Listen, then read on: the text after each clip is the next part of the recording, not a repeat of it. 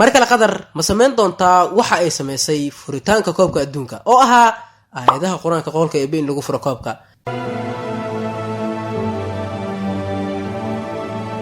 waxyaabihii cajiibka ahaa ee ka socday dalka qadar haba ugu horeeyo koobka adduunka oo ay ka dhaceen dhacdooyin saameyn lahaa. caawa waxaa lagu wadaa in lasoo gabagabeeyo, laakiin koobka adduunka waxaa laga bartay dhacdooyin aanan laga baran koobabkii hore ee dunida ka dhacay. dhacdooyin ka muslim ahaan iyo haddii aan nahay dad muslimiin ah na farxad gelinayo runtii.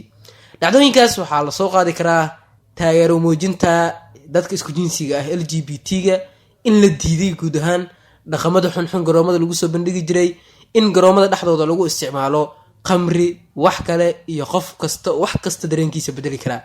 taasina runtii waxaa ku ammaanan dowladda dalka qadar iyo maamulkooda sida quruxda badan ay u martigeliyeen koobka adduunka. sidoo kale waxaa soo gabagaboomi doona malaayiin qofood oo shacbiyad kala duwan ah oo ka kala yimid daafaha adduun weynahan, kuwaas oo u daawasho tegi jiray ciyaaraha, sidoo kale dhaqamo wanaagsan ka bartay intii ay ku noolaayeen maalmaha koobnaa 28 maalmood ee koobka adduunka uu socdo. dalka qadar waxa ay barteen qaarkood waxyaabo cajiib ah, dhaqanka wanaagsan, is-asturka iyo in aanan la taageerin fuxshiga LGBT-ga iyo waxyaabo kale. sidoo kale waxaa soo gabagaboomi doonaa dacwo fidintii dadkii kala duwanaa ee dalka qadar isugu yimid. alqaari Dr. Zakir Naik ayaa dhabarka u xirtay in uu dad fara badan u wacdiyo una soo bandhigo muhiimadda diinteenu leedahay. dad fara badan ayaana soo islaamay kadib markay arkeen dhaqan wanaagga, qaabka wanaagsan iyo dadka islaamka ah waxa ay ku soo bandhigeen garoomada kala duwan ee caalamka, gaar ahaan garoomada kala duwan ee ku yaala dalka qadar intii uu socday koobka dunida. runtiina waxay u muuqataa wax hadda lasoo xirayo, waana in waxaa la dhihi karaa waxay ahayd dhacdo aan la hilmaami doonin. laakiin caawa koobka adduunka mala filayaa in ay dhacaan wixii dhacay furitaankii koobkan oo ahaa in koobka lagu furo aayado quraan, lagu soo bandhigo wax wanaagsan, guud ahaana loo riyaaqo. qadar mar kale ma sameyn doontaa wixii ay sameysay furitaanka koobka adduunka? waa su-aasha isweydiinta mudan oo la wada sugayo. koobka caawa xiritaankiisa waxaa lagu casuumay marti sharaf, madax kala duwan qaaradda Afrika, kuwa kale iyo mas-uuliyiin waaweyn. koobkan adduunka madaxweynaha FIFA mar uu hadlay, Infantino waxa uu sheegay in koobkan uu ahaa kii ugu wanaagsanaa abid taariikhda la ciyaaro. aad ayuuna u ammaanay runtii dowladda qadar sida quruxda badan ee koobka u martigelisay. qadar waxyaabaha lagu ammaani karo waxaa sidoo kale ka mid ah in wax dhibaato qalalaaso aysan ka dhicin daafaha garoomada iyo gudahoodaba, waana wax keliya ee ilaa iyo hadda dowladda dalka qadar ammaanta ugu weyn loo siin karo laguna ammaani karo.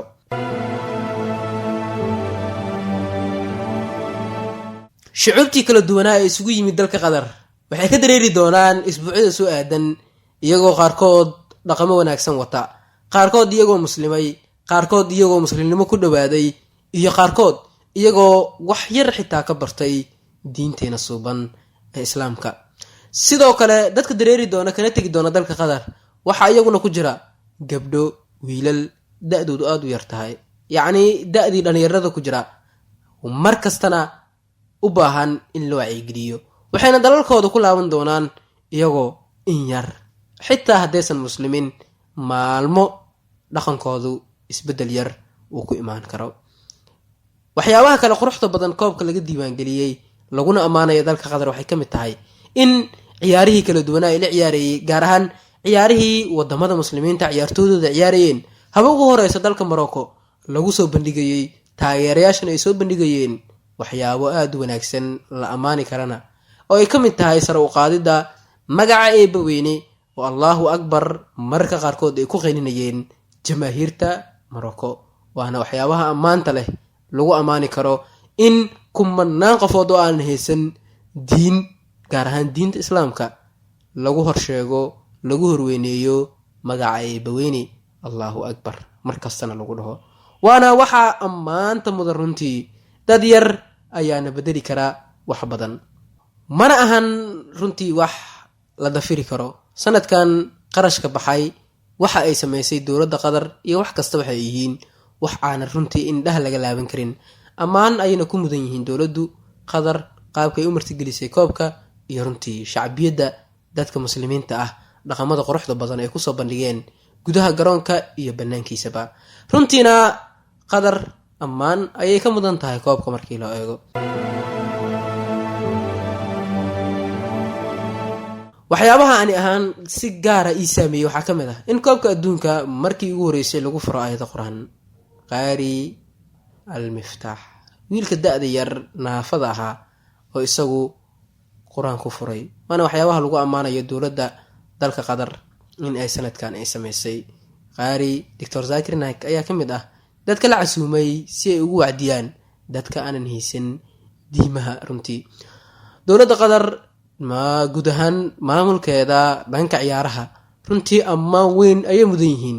waxaan xitaa qurux badnaan lahayd in koobka markii lasoo gabagabeeyo dadka ajaanibta ah dalku ay ka baxaan, in munaasabad gaar ah loo qabto qof kasta oo mas-uulka ahaa inuu dhaco koobkan alla ka soke, yacni shaqada garoomada maamulkeeda wax kasta kala hayay, laguna dhiirigeliyo qaabka quruxda badan ay u maareeyeen koobkan, qaabka quruxda badan ay isaga adkaadeen ama kaga adkaadeen dowladihii reer galbeedka iyo dhaqankoodii xumaa fuxshiga ahaa.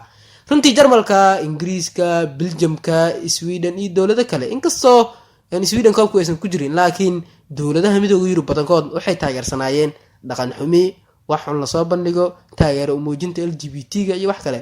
laakiin qatar ayaa ka adkaatay, guushana ka qaadatay.